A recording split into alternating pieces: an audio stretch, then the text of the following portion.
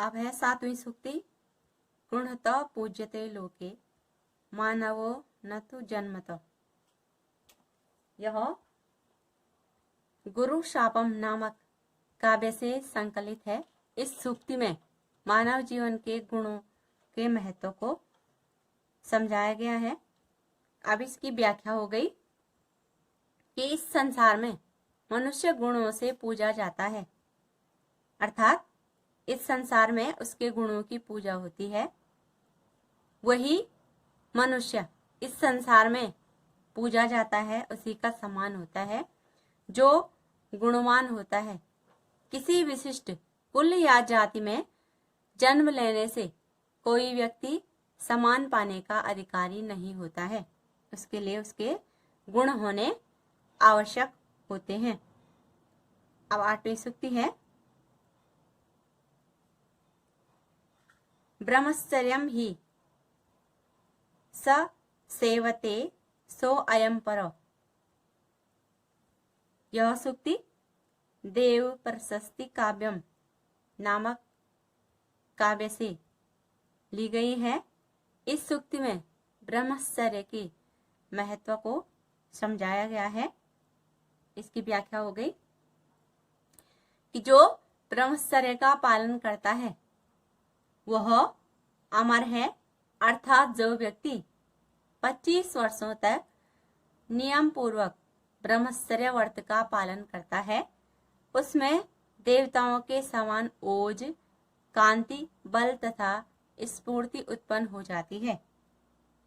वह संसार में, उसके द्वारा संसार में ऐसे कार्य किए जाते हैं कि लोग मरने के बाद भी उसको याद करते हैं। इस प्रकार वह व्यक्ति अपने यश शरीर से संसार में अमर हो जाता है।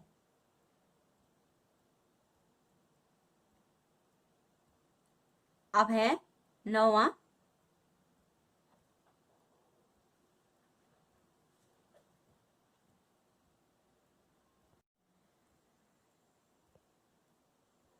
अब है 9वीं सूक्ति।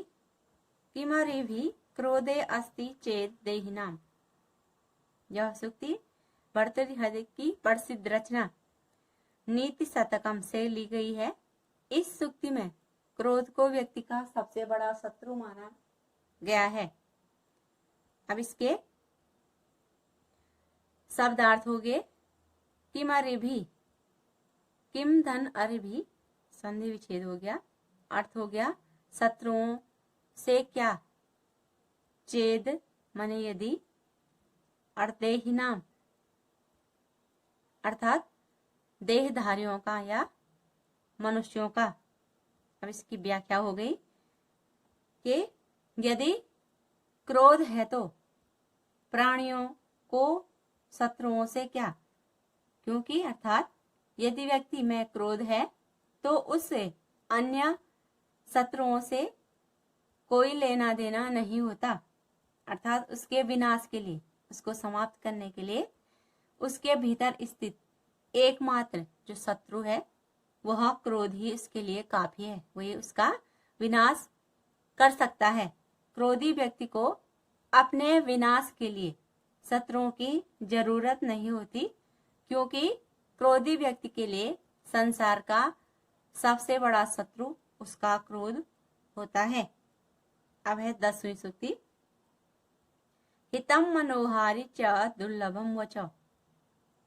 यह सूक्ति किरातार्जुनीयम नामक महाकाव्य से संकलित की गई है।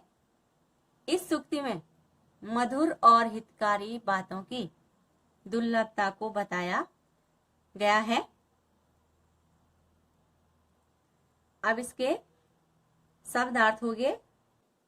हितम माने हितकारी, मनोहारी मन को अच्छे लगने वाले, दुर्लभ माने बड़ी कठिनाई से, वचो माने वाणी। अब इसका अर्थ हो गया हितकारी और मधुर वचन इस संसार में बड़ी कठिनाई से मिलते हैं। जो व्यक्ति के कल्याण की बात भी करे और उसकी बातें उससे संबंधित व्यक्ति को अच्छी भी लगे। इसलिए सच्चाई को कड़वा कहा जाता है, क्योंकि केवल मीठी बातें करने वाला व्यक्ति हितकारी नहीं हो सकता।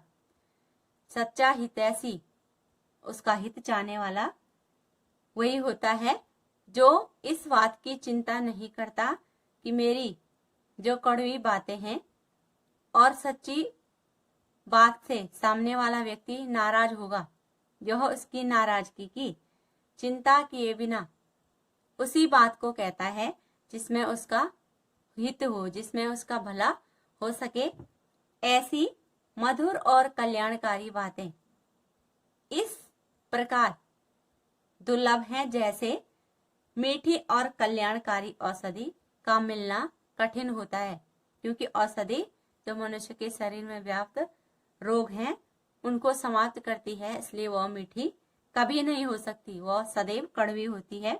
इसलिए जो कड़वे वचन हैं वो इसका मानव का हित करेंगे, मीठे वचन नहीं। अब 11वीं सूक्ति हो गई।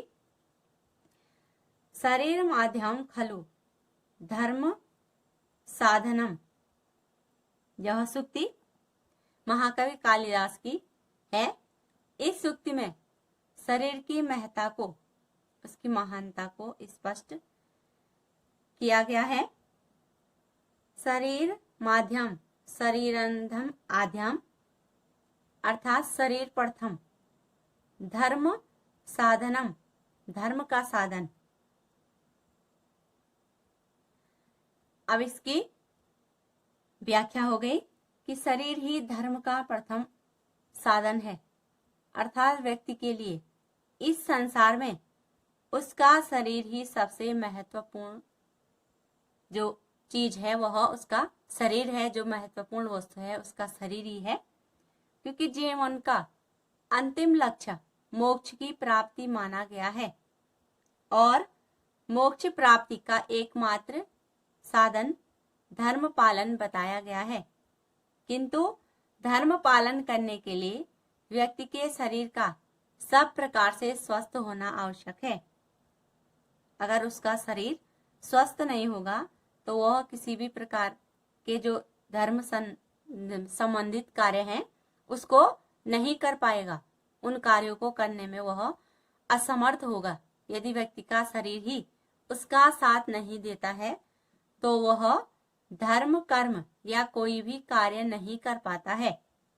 इसलिए व्यक्ति का शरीर धर्म का प्रथम और महत्वपूर्ण साधन है। अब 12वीं सूक्ति हो गई। नहीं प्रतिज्ञाम पर कुर्वन्ति वित्तथाम सत्यवादिना। यह सूक्ति रामायण से ली गई है। इस सूक्ति में सत्य का आचरण करने वालों के चरित्र पर प्रकाश डाला गया है कि उसकी कथनी और करनी में कोई अंतर नहीं होता है। अब इसके शब्दार्थ हो गए। पर कुर्वन्ति आचरण करते हैं या पालन करते हैं, वित तथाम अर्थात अन्यथा, और सत्यवादिनम सत्य बोलने वाले।